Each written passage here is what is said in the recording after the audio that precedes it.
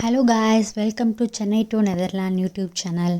So இந்த வீடியோவில் நீங்கள் என்ன பார்க்க போகிறீங்க அப்படின்னா, நவம்பர் 26th லன்ச் மெனு தான் நீங்கள் பார்க்க போகிறீங்க. ஸோ இன்றைக்கி நாங்கள் மஷ்ரூம் பிரியாணி தான் பண்ணியிருந்தோம்.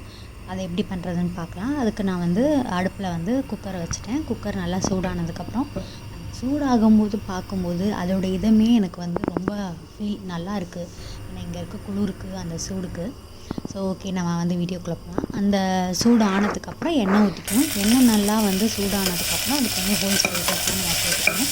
அதை வேணால் நீங்கள் ஸ்க்ரீன்ஷாட் எடுத்து வச்சு பார்த்து போட்டுக்கோங்க. எல்லா ஸ்பைசஸுமே நான் இலக்காக போட்டுருக்கேன். அது கூட நீங்கள் பிரியாணி இலையும் போட்டுக்கலாம். இப்போதைக்கு மிக்க பிரியாணி இலை இல்லை அப்படிங்கிறதுனால நான் பிரியாணி இலை மட்டும் போடல. தென் நான் வெங்காயம் கட் பண்ணி வச்சுருக்கேன். அந்த வெங்காயத்தை நீளமாக கட் பண்ணி அந்த எண்ணெயிலே போட்டு கொஞ்சம் வதக்கிட்டு அது கூடவே நான் உப்பு தேவையான அளவு போட்டுக்கிறேன். ஸோ உப்பு போட்டால் டக்குன்னு வதங்கும். அதனால நான் உப்பு போட்டுக்கிறேன். அது கொஞ்சம் நார்மலாக இல்லாமல் கொஞ்சம் நல்லா வதங்கணும்.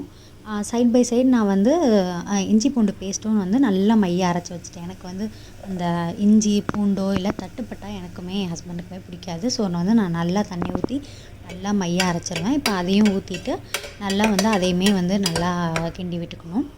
ஸோ அதோட பச்சை வாடை போனதுக்கப்புறம், அந்த பச்சை வாசனை போனதுக்கப்புறம் நம்ம தக்காளி போடலாம். அதுக்கு முன்னாடி நான் அந்த பச்சை வாசனை போகிற அந்த டைமில் நான் இந்த இஞ்சி பூண்டு பேஸ்ட் அரைச்சோம் இல்லையா, அதை தண்ணி ஊற்றி நல்லா அலசி வச்சுக்கிட்டேன். ஸோ பின்னாடி நம்ம ஊற்றிக்கலாம் அப்படின்னு சொல்லி. அடுத்து இது நல்லா பச்சை வாசனை போயிட்டு அந்த ஸ்மெல் நல்லா வந்துடுச்சு. ஸோ அதே சமயம் நான் தக்காளி வெட்டி வச்சுட்டேன். நான் இன்றைக்கி 2 வெங்காயம், ஹாஃப் தக்காளி அப்படி தான் நான் போட்டிருக்கேன். ஸோ ரொம்ப தக்காளி நான் போடலை, ஹாஃப் தக்காளி தான் நான் போட்டிருக்கேன். 2 வெங்காயம், ஹாஃப் தக்காளி போட்டுட்டு நான் நல்லா கிளறி விட்டுட்டு அது கூடவே கொஞ்சம் மஞ்சத்தூள் போட்டுட்டேன். மஞ்சத்தூள் போடுறோம் அப்படின்னா நான் எல்லா வீடியோலையும் சொல்லியிருக்கேன். மஞ்சத்தூள் போட்டோம் அப்படின்னா நம்மளுக்கு தக்காளி டக்குன்னு குலைவாக வெந்துடும். ஸோ குலைவாக வேக வேணாம் அப்படின்னா நம்ம கடைசியாக மசாலா போடுறப்ப போட்டுக்கலாம். இல்லை குலைவாக வேகணும், நல்லா டக்குன்னு வேகணும் அப்படின்னா நம்ம இந்த தக்காளி போட்டோன்னுமே மஞ்சத்தூள் போட்டோம்னா அந்த மஞ்சத்தூள் உப்பு எல்லாம் கலந்து டக்குன்னு நம்மளுக்கு வெங்காயமும் தக்காளியும் வெந்து வந்துடும். அது கூடவே நான் அலசி வச்சிருந்த தண்ணியை ஊற்றிடுறேன். ஸோ இன்னும் நல்லா சீக்கிரமாக வேகும் அப்படிங்கிறதுக்காக போட்டு நம்ம மூடி வச்சிட்டோம்னா அது நல்லா வெந்துடும். ஸோ தென் நான் காளானை கட் பண்ண போகிறேன். இங்கே காளான் இப்படி தான் இருக்கும். ஸோ நம்ம ஊர் காளான் மாதிரி தான் அப்படியே இருக்குது. பட் கொஞ்சம் கலர் அந்த மாதிரி வேறு மாதிரி இருக்குது. இங்கே இன்னும் நிறையா காளான்ஸ் வெரைட்டிஸ் இருக்குது. பட் நான் நம்ம ஊரில் நம்ம இது தான் சாப்பிட்ருக்கோம். நான் நெக்ஸ்ட்டு அந்த காளானையும் வாங்கி நான் ட்ரை பண்ணலான்னு இருக்கேன். அதை கண்டிப்பாக உங்கள்கிட்ட நான் ஷேர் பண்ணுறேன் எப்படின்னு. ஸோ இப்போதைக்கு இந்த காளான் தான். இதை நான் பிரிச்சுட்டு தென் இதை நல்லா கழுவி எடுத்துக்கணும். இந்த காளான் பார்த்திங்கன்னா சூப்பராக இருந்தது. அப்படியே நம்ம ஊர் மாதிரி தான். பட் கலர் கொஞ்சம் ஒரு பிரைட் ஒயிட்டாக இருந்தது. அதனால இது ப்ரிசர்வேட்டிவோ இல்லை சாப்பிடக்கூடாது அப்படிலாம் கிடையவே கிடையாது. இங்கே ஃபுட்டு அவ்வளோ ஒரு இது. நம்மலாம் ஒரு நாள் எக்ஸ்பயர் ஆனதே சம்டைம்ஸ் நம்ம வச்சுப்போம். பட் இங்கெல்லாம் அப்படி இல்லை. எவ்வளோ காசு போட்டு வாங்கியிருந்தாலும் எக்ஸ்பயர்னு ஒன்று ஆச்சு அப்படின்னா அது அவ்வளோதான். அவங்க எதுவும் இது பண்ண மாட்டாங்க. ஸோ அதை கழுவி நல்லா வச்சுட்டேன். ஸோ இப்போ எப்படி கட் பண்ணி நான் இதுக்கு எப்படி போட்டேன் அப்படின்னா, நடுவில் கட் பண்ணி சைடில் கட் பண்ணி நான் போட்டிருக்கேன். இந்த மாதிரி நீளமாக. ஏன்னா நம்மளுக்கு சாப்பிட நல்லாயிருக்கும். இதுவும் ரொம்ப குலைவாக வேகாது. நம்ம கொஞ்சம் சாப் பண்ணி போட்டோம் அப்படின்னா அது கொஞ்சம் வெந்துருச்சு அப்படின்னா ஒரு மாதிரி அல்வா பதத்துக்கு ஒரு மாதிரி இதாக போயிடும். நான் தென் ஃபுல்லாக நான் கட் பண்ணி எடுத்துக்கிட்டேன். ஸோ அந்த கட் பண்ணதே பார்த்திங்கன்னா ரொம்ப அழகழகாக இருக்கும். ஏன்னா நேராக நம்ம கட் பண்ணனால.